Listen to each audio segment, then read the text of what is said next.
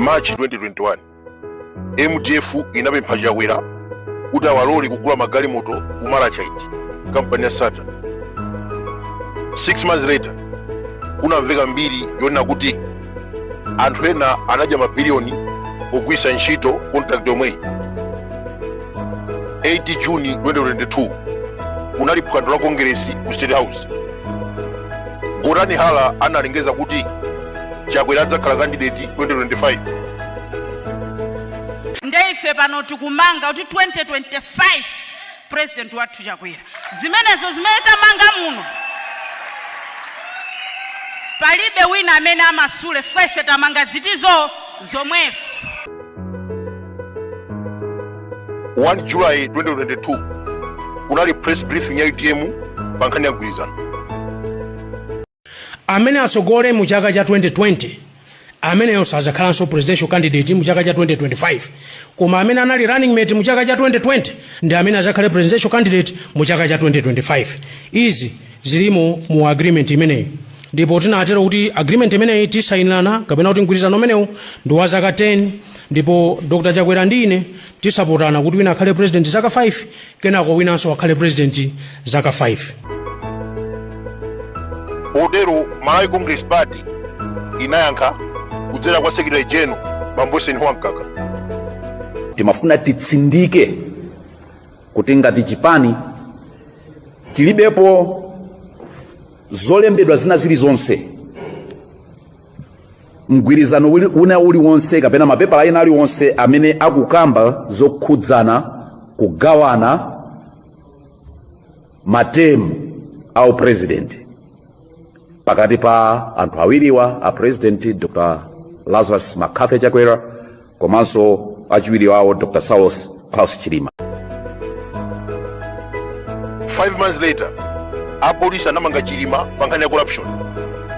Akuti nayenso anatapa zake kwa zolesi SATA $280,000.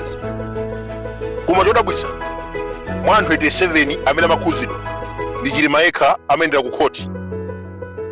Kuyambira 2022 up to 7 May 2024 tinamuona 13 times kubwalo milandu.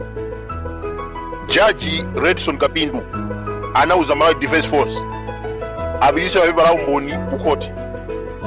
Asilikali anakana kutero ndipo kuyambira September 2023 pakhala kusagwirizana pakati pa Chilima ndi MTF.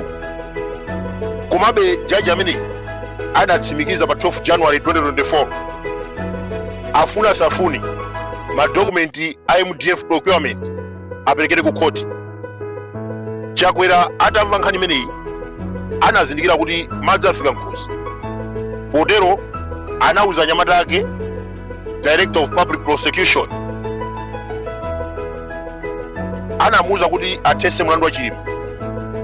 Komabe kuthetsa sizimatanthauza kuti iyeyo ndi Chilima anayima kugwirizana. 13 May 2024 anagula futi za ku Israel. Titanena nkhani imeneyi Moses Kunkuyu anapita pa wireless. That was 18 May 2024. There is an operative imene kupanga run an online TV akumaicha kuti Bakili Muluzi TV.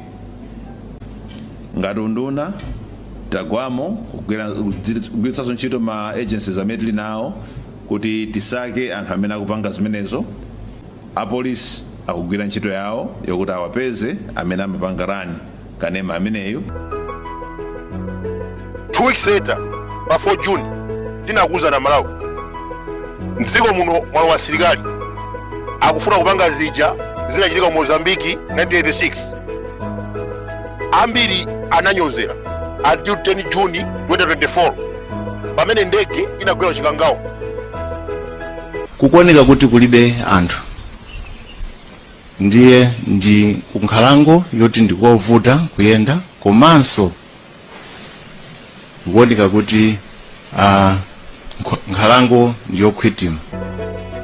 Tipempha asilikali mukapita ku inquiry osopseza Amalawi akufuna mayankho. Ndege inagwa 10 koloko mmawa munalephera kuipeza 24 hours. Searching operation inakuvutana. Delaying tactics imene munachita pa 10 June ndiye kuphako akhala kulimbana ku court more than 2 years and moreover chindege chija chinachokeranso komweko. So ma speculation will be there. Pokapoka asilikali amenewo ati yake zomveka chimene chinachitika pa 10 June 2024. And the most critical question, why were you delaying the search? Chifukwa panopa akutuza kuti black box kulibe, Pemeja sana tuze za black box. Akutuza after 2 years. Mafoni achibali sana basidwe mtameneja, anabasidwa after 1 month. Ndakuti ayi, phone ina imaitana fokulu kwa madzulo. Ndege ya kwa 10 kulo. Phone imaitana. After 1 month, anabasa phone yonongeka, phone yophwanyika. Ma ID sana phwanyike. Koma masimu kadi anaphwanyika. Cholembera achinapezeka chabwino bwino.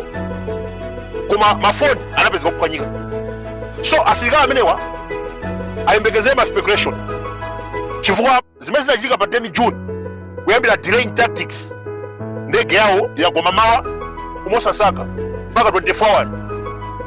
Kukuoneka kuti kulibe anthu ndiye ndi kunkhalango yoti ndikovuta kuyenda, komanso kukuoneka kuti nkhalango ndiyokhwitima. Paliso nkhani kama Jegede ndi Jezebel anamanga mayi Patricia Galiati pa mlandu wa treason. Amatuza kuti amafuna kupha Chakwera kugwisa ntchito sing'anga wa ku Nigeria.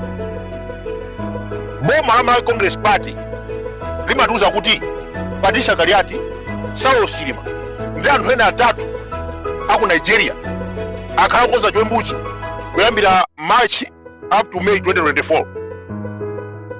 Inu mukudziwa kuti Saulos Chilima anaphedwa pa 10 June pamene mu CP imamuganizira kuti amafuna kupha Chakwera. Of course tikudziwa nkhani za ufiti zilibe umboni, koma dziko linaona mayi Patricia Galiati akumangidwa pa zifukwa zomwezi. Posachedwa anthu ena anaphedwa kwa ashire wanamizira kuti abamaliseche. Midzimu achikulire akuphedwa ponamizidwa ufiti. Same applies to Dr. Saulos Chilima. Boma la MCP linatiuza kunena kuti amafuna kupha Chakwera mothandizana ndi mayi Galiati. Nkutheka anamunyonga pa zifukwa zomwezi. Timapempha chairman wa inquiry Mr. Otanya Milandu ndani zake pangani cheki mlandu wa Patricia Galiati umene amafuna kupha Chakwera. Marekodi alipo. Ndi madabwa nda Malawi akuti ayitabwesa numboni. Zinthu zikuchita kuonekeratu. Chilima anali pa udani ndi MTF. Akhala kulimbana ku court. Mlandu unathesedwa pa 7 May 2024. Mkatikati momo intelligence ya Malawi Congress Party imamuuza president kunena kuti Patricia Galiati, Chakwera, Chilima komanso anthu ena ku Nigeria akupita kwa sing'anga kuti aphe president. Zimenezi zimanenedwa kuyambira March 2024 up to May. Then 10 June the following month Chilima anagwesedwa mundege. Ndetu kunena kuti ino inquiry mwaita ndi mayi Patricia Galiati mutenge mafailo awo aja ku court. Mumuitane kama Jegede komanso Jezebel akafotokoze a Jezebel ndi akama Jegede munamanga Galiati pa mlandu wona kuti anapita kwa sing'anga kuti aphe Chakwera ndipo anatumidwa ndi Chilima. In the process miyezi imene mukayang'ana bwinobwino March 2024 to 10 June ndi pafupi kwambiri. So it can happen kunena kuti Saulos Chilima anaphedwa ngati anyamata kusanje amene akunamizidwa maliseche. It can also happen kunena kuti Chilima ameneyi akongeresi anakuganiza zoti amene timuphe. Chifukwa ndi chikhalidwe chawo. Ndi chikhalidwe chawo kupha anthu kuwanamizira zinthu. 1983 nduna folo zinaphedwa ku Mwanza amanamizira kuti afuna kugwira bomu. Jury member anakhoma ndi mahama pamutu nkuwayika galimoto kuti achite ngati galimoto yachita ngozi. Kupha kwa Chesotu Mwankhanza inu mukudziwa kuti Agadama anali Mkhristu wa Chikatolika. akwakoma msomali pamutu anagwira korona yace atembo mkundiphelanji pa chifukwa chani vantu folo nthawi imodzi kwaunjika mgalimoto ndukataye kumwanza ati galimoto achitenga tichita ngozi. Akuluakulu, history is the best teacher.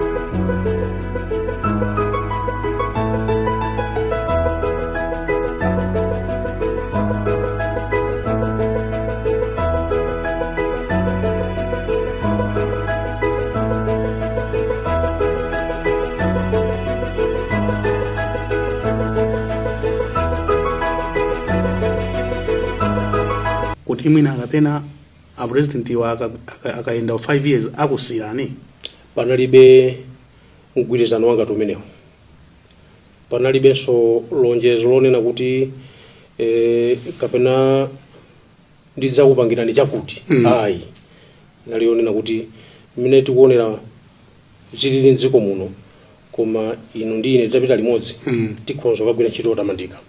Maprogramu ndi amene adalipo aja, ena akupitirirabe, ena mwina achita slow down pang'ono, koma zinali ndithu kumaona kuti ndondomeko izi koma zikhozadi ndithu kusinda. So you did not give any condition? No, I didn't give any condition. Sisi na kuoption kuti nthawi zambiri president ndi wachiwiri wake samamaliza bwino. Ayi ndithu tidali ndi mgwirizano onena kuti tigwira ntchito bwino, ndipo mwina dera limene ndikuona kuti ndi background yanu akulu koma mutazandithandiza ku ntchito mbali izi ndi izi, ndikuona ngati tikhoza kuchita bwino, ndipo ndithu tidayamba motero munga mukudziwa inu. So to answer my question, panalibe lonjezano lina lililonse? Panalibe lonjezano kuti nzanga ndiyenda 5 years ndiye ndidzakusira? Panalibe pozangati zimene. Chifukwa zimaoneka ngati kuti mumaoneka ngati kuti mmakhanga ngati mwakhumudwa kuti zimene ndakambirana nazo zimene zochitikazi. Ayi ndi pang'ono pomwe. Ndi pang'ono pomwe. Panalibe pokuti iyayi kapena nzakusirani president kapena after 5 years, after 10 years kapena ayi ilimene lombodza. Panalibe pangano langati limene. Pangano limene alipo inu ndi ine ndi amene tingathe kugwira ntchito yopititsa patsogolo dziko la Malawi. Limene ndiye pangano limene alipo.